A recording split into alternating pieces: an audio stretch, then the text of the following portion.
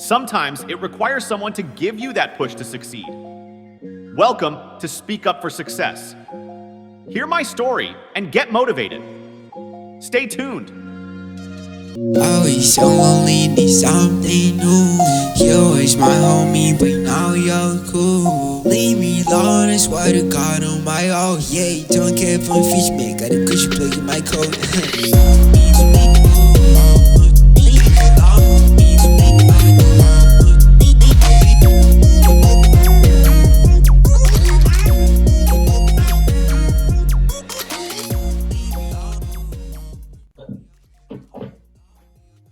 Right, so good day to you all, a very good day. I'm Theophilus Beans, the presenter for Speak Up for Success. Welcome again to our YouTube channel. Today we have Caro Riswe. Let him introduce himself. So Caro, can you introduce yourself? Good day to you, Theophilus. How are you? I'm good. Can you tell us about yourself, how you want people to recognize you or how you are being recognized wherever you are, and how people see you in the society? Tell us about it. Just tell us a lot about yourself and let us know you when you feel that you're done. Okay. Yes. So, as you have already said, but I'll just repeat it. My name is Carlos Onare, and I am a senior mayor from Umguza District Council. So, apart from that, I'm just a proactive person. I'm someone who is engaged in making change. I believe that this, as the leaders of tomorrow, they can start effecting change. All right. So, speaking about that, can you tell us about an initiative or anything that you have done to make change in your community, society, or the environment which you're living in, and how it's impacting the youth or people that live in such a particular area? Okay, I'll start off by speaking about an initiative that I'll be running with mostly this year. It's called Nurturing Heart. So Nurturing Heart is a youth-led initiative. It's spearheaded by myself and a few senior councillors from Bulawayo Senior Council. So Nurturing Heart is it's more of a safe space and a victim-friendly unit. It's supposed to rehabilitate drug addicts who are youth and teenagers who have fallen pregnant. So we bring them in, we call them in for counseling, and we try as much as possible for them to be put back in society and be able to cope with the peer pressure that led them to the situations that they're in. All right, that's wonderful. And what has pushed you or given you the motivation or even the call that has led you to such a point of coming up with such an initiative for the people of Bulawayo in Zimbabwe? So I'm passionate about improving the living standards of youth in Zimbabwe. Particularly, what hurts me the most is drug and substance abuse among youth because it's destroying the youth and it's destroying the future of Zimbabwe. All right, so speaking about the issue of drug and substance abuse, what is your personal feel? How do you personally feel about how it is affecting the children, the youth, and the upcoming generations in your country? I feel like drug and substance abuse, first of all, it's tolerated. Okay. Because, for example, I'll give an example of where I'm from, Umguza district, somewhere around what we had a situation whereby we had a talk show, right? We had a talk show, we were trying to discover what makes youth abuse drugs. And we found out that some of them they just abuse drugs because they are available. If you go to try and purchase these alcoholic substances and you're not even 18, they sell them to you. So I found out that it's being tolerated. Parents are not even doing much about it. It's now normal to see a teenager abusing drugs, and that is what nature in heart wants to fight. We don't want to normalize drug abuse. Okay. So what do you think should be done by whoever you want, be it the country leaders, be it the children, the youth, or other non-governmental initiatives to do to curb the issue of drug and substance abuse in Zimbabwe? Well, it goes without saying that drug and substance abuse is a threat to the future of Zimbabwe because we have instances whereby some youth are even dying from abusing drugs. So we want the government, particularly the law enforcement, to stress on the issue of alcohol and drugs not being accessible to children under the age of 18, and even to those that are above the age of 18. Let there be some sort of regulatory measure, not just to consume an amount that will end up killing you. Okay, speaking on which, have you heard about the recent video which went viral, whereby small children from Bali were seen drinking alcohol? Are you? No, I hear. All right. So in Zimbabwe, there was a short video that went viral on Christmas Day, whereby we have small children around the age of about 8 to 10 were taking a lot of alcohol. They were consuming alcohol and they were seen drunk in town. But then these children are from Bari. Currently, the child president of Zimbabwe, His Excellency Neville Mavo, has responded to that, as well as the officials, that is the law enforcers as well. The police have made out a report that they've found the people who sold alcohol to the children and have taken the necessary measures. But what's your feel about children from areas like Mbari taking drugs, substances, and drinking alcohol? Well, fortunately, I've had a similar situation. Children in these areas, most of them, they don't have much entertainment. They come from low-income families. They say that they abuse drugs because that's what is there. They don't have any other form of entertainment. So what we want is that let's let's educate those children, right, about the dangers of drug and substance abuse. While we do that, the law enforcement is pressing on making sure that these harmful substances are not available, and we try as much as possible to give youth other recreational activities for them to focus on. We could even make them play so, make them become invested in art, anything else that is not drug and substance. All right. So, from the issue of drug and substance abuse, can we now move on to another issue that is very vibrant in Zimbabwe around this period, whereby we, a few days or a few months, actually last year now, it's now 2024, but then we had 16 days of activism engagement in Zimbabwe, based on about the issue of gender-based violence. What's your say on gender-based violence? Are you familiar with gender-based violence, its effects, and your personal view, statement, and what you want whosoever to do in terms of curbing gender-based violence in Zimbabwe? Well, yes, I am familiar with gender-based violence, and in Umguza, we actually had 16 days of activism conference. We had Minister Honorable Richard Moyo, and what I understand about gender-based violence is that we have to, for it to stop, we have to empower women, we have to protect the rights of women, we have to make the world understand that women have rights as well. Then, since we were in a rural area, like Umguza is a rural area, and we managed to come up with ways to promote gender equality.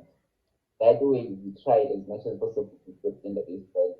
We want male and female to share household chores, and to watch out for signs of domestic violence and report as soon as possible before it becomes an issue, even verbal abuse. So, in other words, Then, from your conference, you are now one of the people who believe that men and women are equal? We believe that men and women should work and coexist equally. All right. Right. What about the issue of I hear you had a trip to Namibia for the World Children's Day in 2023. What did you experience? What did you learn from that trip and that initiative, being a representative of children from your country in another country? Oh yes, I was in Namibia in November representing the children of Zimbabwe. And what I got from that World Children's Day commemoration is that children in that region, children in Africa, they face mostly the same problems, but to different levels. What we gained is that inclusion of disabled children is still a pertinent issue that needs to be addressed because some people are overlooking it, especially the children from Zambia. They say that in some areas it's being overlooked. They are not even sending disabled children to school. They want to hide them away. So we want everyone to be educated, including the disabled and children that fall pregnant shouldn't drop out of school. We appreciate the government of Zimbabwe that they have allowed those who are pregnant to remain in school. So this helps them to appreciate and know that even if you get pregnant, it's not a reason that you should drop out of school. All right. So, from all that, I want to believe your term as mayor will be ending in 2024. And I want you Yes. to tell us a little a summary of your experiences, what you've learned, what you think should be corrected for the incoming mayors and councillors, parliamentarians, the young leaders, as well as what you think they did good and best whilst you were in your term, what you experienced. Okay, well, during my term so far, I've been working with a lot of a lot of government officials, and what I like about it is that we are being supported. There is room for improvement. For example, some of the activities that we undertake, for example, such as nurturing hearts and even the walking stick that we developed, it still needs funding, but we Yes. haven't funding. So maybe for the incoming parliamentarians and the incoming mayors and councillors, if they could have just a little bit more support, that would be great. And what I also realized is that for you to become effective as a child leader, you have to be exemplary. So before we can come up with these initiatives to help other youth, we first have to lead ourselves. So I think that for the incoming child leaders, for them to do the best job possible, they first have to control themselves and try as much as possible to keep in check and also for more support for them. All right. So, getting into conclusion, now we want to learn about your motivation, what you really want, and what you see yourself being in the next 10 to 20 years. What's your vision personally? Well, my vision is it's complicated because it involves a lot of things, but I'll try to summarize it as much as possible for you to understand. Yeah.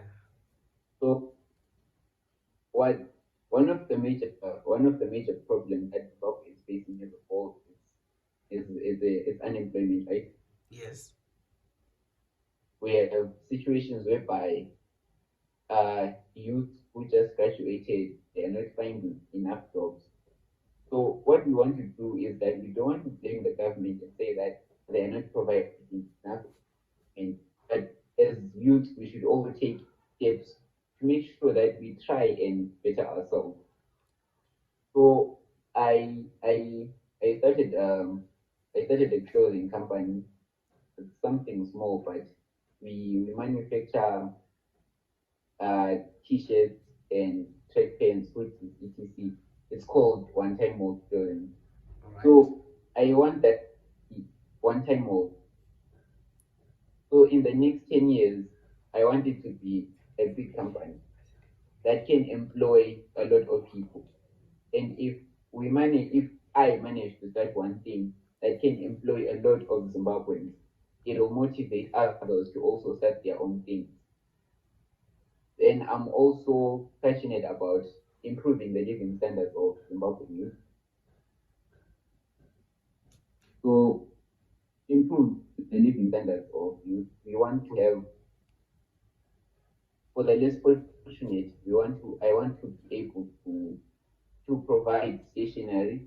That is some of the things that I've been trying to get as a junior mayor. And even during the 60 days of activism, we're actually able to distribute sanitary pads to your children, which is part of our strategy to improve the living standards of the kids.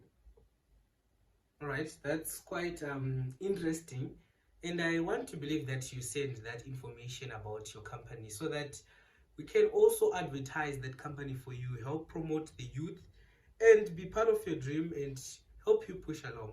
So that means all followers that are watching, we want you to go follow and make sure that you buy those products from Calorise.